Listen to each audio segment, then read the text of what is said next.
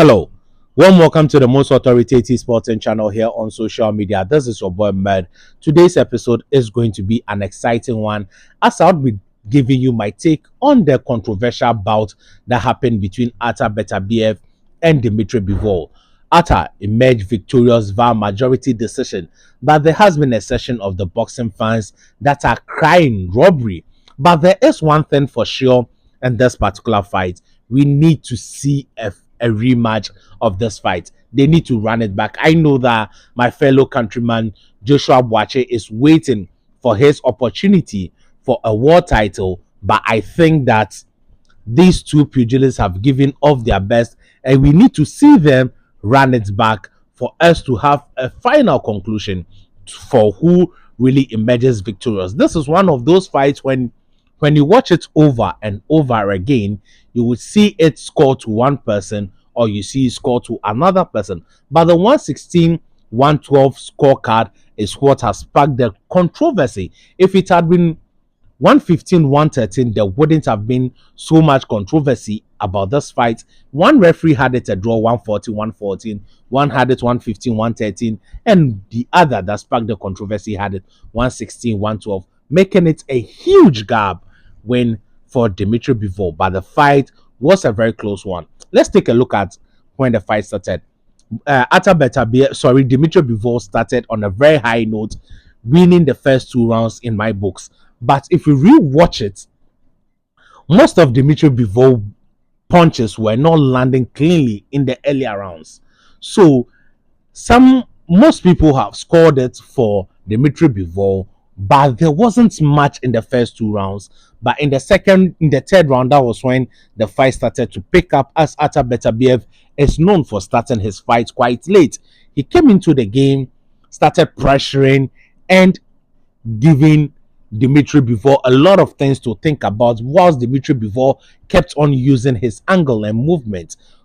And it was also a problem for Artur Beterbiev until they navigated the fifth round. The fifth round, the fight became quite close, and you could see that Artur Beterbiev was the more aggressive fighter. Dmitry Bivol was boxing and moving, but one thing that was lacking in Dmitry Bivol's game up to the fifth round and continued throughout the fight was his lack of jab. Dmitry Bivol is one of the best jabbers in boxing as at now. He throws a lot of jabs, but in this particular fight, he did not throw a lot of jabs just because he was wary of what Artur Beterbiev could counter him with. So he reduced the rate at which he threw his jab. So that could also end up swaying the judges in favor of Artur Beterbiev, because if you are changing your game plan and you are boxing on the back foot, because Dmitry Bivol often boxes on the front foot, but in this particular fight he was boxing on the back foot. That is giving an indication that your opponent is giving you pressure and that you have to adjust to him. And ring generalship is one of the key components in scoring a fight. And effective punching, and most of Dmitry Bivol's punches did not land cleanly. Those landed cleanly were quite good, were quite sensational. But anytime Artur Beterbiev, from the sixth round to the seventh and to the end of the fight, whenever Artur Beterbiev landed, you could see Dmitry Bivol take about 30 seconds or 40 seconds break.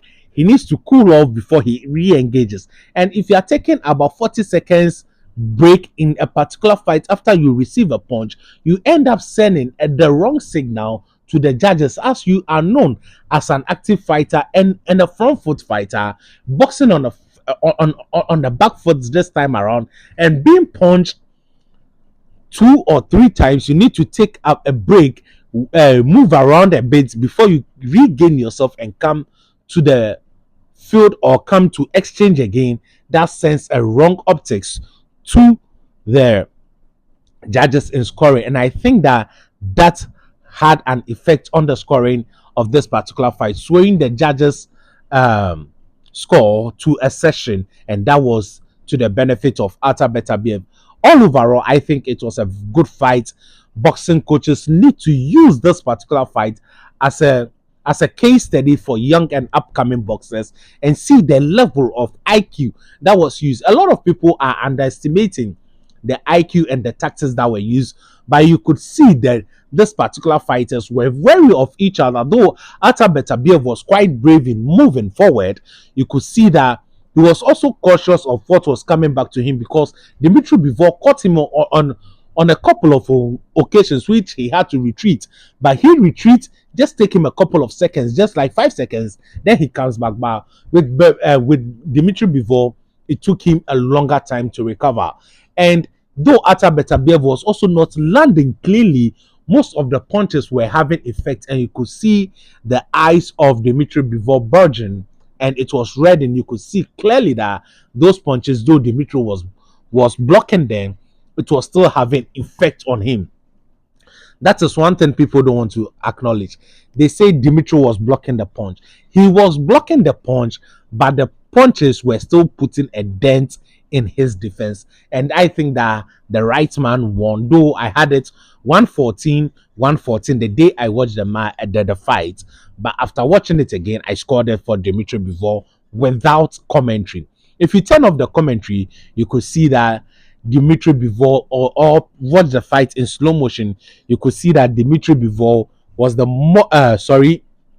was boxing on the back foot, and Artur Beterbiev was the more aggressive fighter. Though his punches were not landing cleanly, they were still having some sort of effect anytime they touch Dmitry Bivol, and that is also part of the scoring system in which people don't want to acknowledge. Even Teddy Atlas, who predicted a Dmitry Bivol win, could acknowledge that Artur Beterbiev won the fight with his aggression. And I think the will of Dmitry Bivol must be credited because he showed a lot of will in this particular fight. Unlike many thought that he was coming to crumble or he would crumble in the later rounds, he showed will throughout the fight and survived the win, especially in the after the 10th round where Dmitry Bivol was told to go in for the knockout and mounted pressure on Artur Beterbiev was told to go for the knockout and mounted pressure on Dmitry Bivol. You could see that this guy has one hell of a mentality, and his quest to becoming undisputed was something that was dear to him. That was why he rejected so much money in a rematch against Saul Canelo Alvarez. These are elite fighters, and when elite fighters meet elite fighters, the fight is quite close. And I think that Artur Beterbiev won this particular fight by the skin of the teeth. There wasn't much in it. We need to see a rematch for us to see who is the best of this era. There could still be controversy, and I think that the rematch, Artur Beterbiev will do a much easier job because he has been active now. Let's remember that prior to this fight, he has been inactive and he had a knee injury. The knee injury would have healed better and he would have had 12 rounds under his belt. And that is some activity he can operate on and start the rematch, the 13th round, in a more epic and aggressive manner that may end up causing Dmitry Bivol lots of problems. Once Dmitry needs to heal and come back to training camp, and I think that the rematch, as His Excellency Teki Al Sheikh has stated, he wants to see the rematch, and we all as boxing fans wants to see the rematch. If you have not subscribed up to this point, this is the perfect time to hit the subscribe button, hit the like button, express your views in the comment section, and know that your greatness has no limits. Thank you.